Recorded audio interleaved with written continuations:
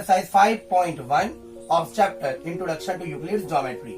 So student, बेटा 6 question से start करते हैं आज. In figure 5.10, if AC is equal to BD, then prove that AB is equal to CD. अगर AC BD के बराबर है, ठीक है, अगर हमारा AC BD के बराबर है तो प्रूव करना है कि क्या AB CD के बराबर है. ओके, क्या क्वेश्चन है?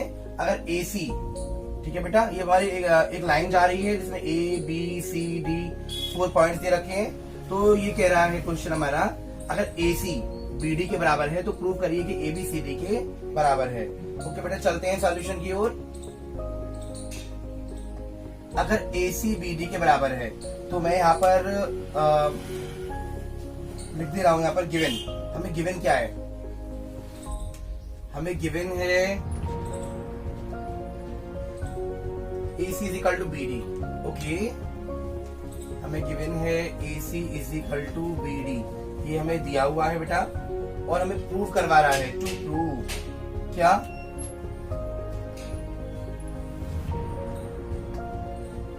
टू प्रूव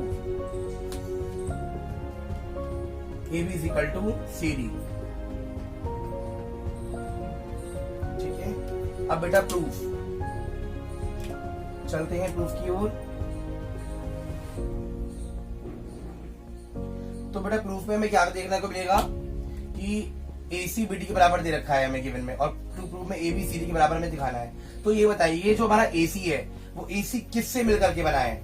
AC मिलकर के बना है AB plus BC. AB plus BC, AC मिलकर के बना है AB प्लस BC. और जो BD है वो किससे मिलकर बना है? BC plus CD. ओके, इन दोनों से मिलकर बना है. यानी AC बना है मेरा AB में BC जोड़ दिया और BD बना है मेरा BC में CD जोड़ दिया. ओके बेटा, after that this is equation number 1 and this is equation number 2. After that बेटा हम इसको कंपेयर करते हैं इक्वेशन नंबर 1 और इक्वेशन नंबर 2 को.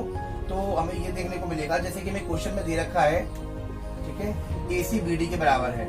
ओके, क्या दे रखा था? As we know, जैसा कि हम जानते हैं, as we know, AC is equal to BD. ठीक है, तो बेटा AC की वैल्यू क्या है? AB plus BC. तो मैंने AC की प्लेस पर रख दिया AB प्लस BC. और जो BD की वैल्यू है वो क्या है? BC plus CD. तो यहाँ लिख दिया मैंने BC प्लस CD. अंडरस्टूड? तो बेटा ये क्लियर हो गया होगा आपके. अब AB, अगर मान लो मैं BC को, इस वाले BC को उधर शिफ्ट कर देता हूँ, तो ये मेरा हो जाएगा BC, ये प्लस का BC हो जाएगा इधर माइनस का BC पे. ओके, देन प्लस का CD.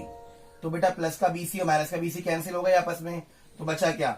AB is equal to CD.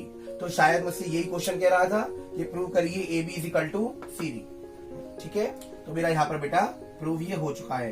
अब मैं यहाँ पर लिख दे रहा हूँ हेंस प्रूव्ड. Hence proved. तो बेटा मेरा यहाँ पर क्वेश्चन आप क्लियर कर दिया है. आई होप आपके बहुत अच्छे से क्लियर हो गया होगा कि AC जो है वो AB प्लस BC से मिलकर बनी, जो BD है वो BC प्लस CD से मिलकर बनी. और हम ये अच्छे से जानते हैं AC BD के बराबर है.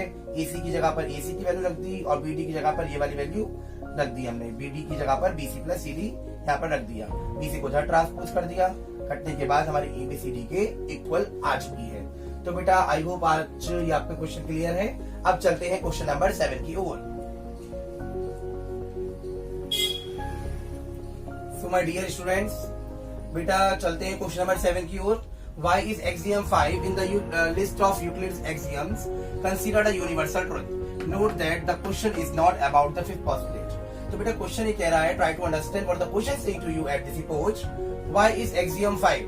कि axiom 5 जो है in the list of Euclid axiom, और ये मेरी यूक्लिड एक्सियम की लिस्ट में जो 5 एक्सियम है, कंसीडर्ड अ यूनिवर्सल ट्रुथ, क्या वो कंसीडर की जाती है? क्या वो मानी जाती है? क्या यूनिवर्सल ट्रुथ पर? क्या वो सचमुच यूनिवर्सल ट्रुथ है? यूनिवर्सल ट्रुथ होता है बेटा एक सच्चाई पर आधारित, ठीक है, वो बिल्कुल यूनिवर्सल ट्रुथ है. जैसे कि अब कहा जा सकता है कि इस चीज को नकारा नहीं जा सकता, ये बिल्कुल सच बात है, ठीक है, इसको चेंज नहीं किया जा सकता. It's a universal truth. जैसे हमने इंग्लिश में भी सेंटेंस पढ़े हैं, जैसे सपोज करो कि Gandhi ji was born on 2 अक्टूबर, तो वो हमारा नकारा नहीं जा सकता, वो यूनिवर्सल हो गया हमारा.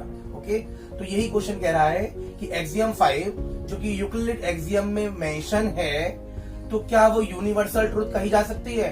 क्या वो यूनिवर्सल ट्रूथ मानी जाती है?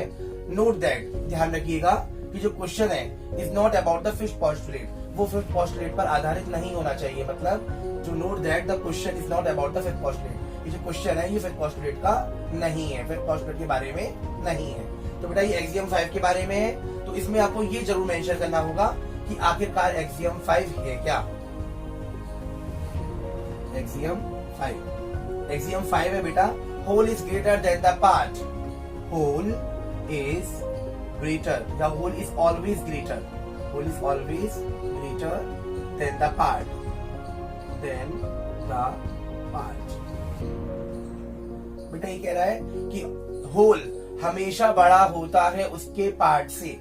हाउ, कैसे कह सकते हैं सर? बिल्कुल कह सकते हैं बेटा, मैं यहाँ पर एक एप्पल बना रहा हूं फॉर एग्जाम्पल, ठीक है, और ये जो एप्पल है और इस एप्पल की हो गई मेरी ग्रीन लीव्स, है ना, बिल्कुल मैंने ड्राइंग कर दिया आज तो, ओके। अब ये एप्पल को मैंने सपोज करो इतना, मैंने थोड़ा सा पार्ट लिया इसका, सपोज करो मैंने हाफ पार्ट ले लिया, ओके, हाफ पार्ट मैंने खा लिया, ठीक है, हाफ पार्ट मैंने खा लिया, ओके, बचा मेरा हाफ पार्ट। तो एक बार बताओ, जो मैंने हाफ पार्ट सपोज करो ये रहा जो मैंने खाया था इसका एप्पल का, ठीक है, तो क्या वो बड़ा था या फिर पूरा एप्पल बड़ा था? पूरा एप्पल तो बड़ा था। यानी कि कहने का मतलब है कि होल जो होता है वो हमेशा बड़ा होता है उसके हिस्से से, ओके। और दूसरा एग्जांपल लो, एक लाइन है मान लो, ठीक है, अब ये लाइन ए और बी, ठीक है, इसी लाइन को मैंने छोटा कर दिया, इसी लाइन को मैंने छोटा कर दिया, मैंने इस लाइन को मैंने काट दिया और काट करके ये रह गई लाइन मेरी, ठीक है, ये रह गया, सपोज करो बी मेरी इतनी रह गई, ये वाली लाइन थी, ये मैंने बीच में ट्रिम कर दी, ठीक है। तो बेटा होल बड़ा था उसके पार्ट से, ये लाइन बड़ी थी उसके हिस्से से, तो यही एक्सियम 5 दर्शाना चाह रही है आपको, ठीक है, समझ में आ गया। कि सपोज करो गुजरात हमारी एक स्टेट है, ठीक है, उत्तर प्रदेश हमारी स्टेट है, किसकी? इंडिया, पूरा इंडिया ओवरऑल की, तो वो एक पार्ट है पूरे नक्शे का, ठीक है, यानी वो एक स्टेट जो है एक पार्टिकुलर पार्ट हो गई। तो बस मुझे सिर्फ यही बताना है कि होल हमेशा बड़ा होता है पार्ट से, okay.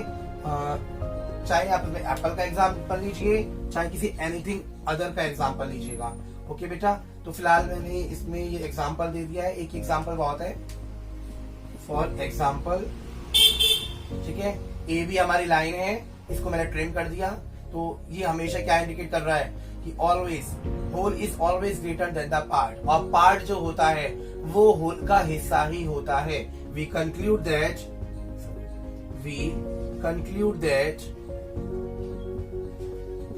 The part is always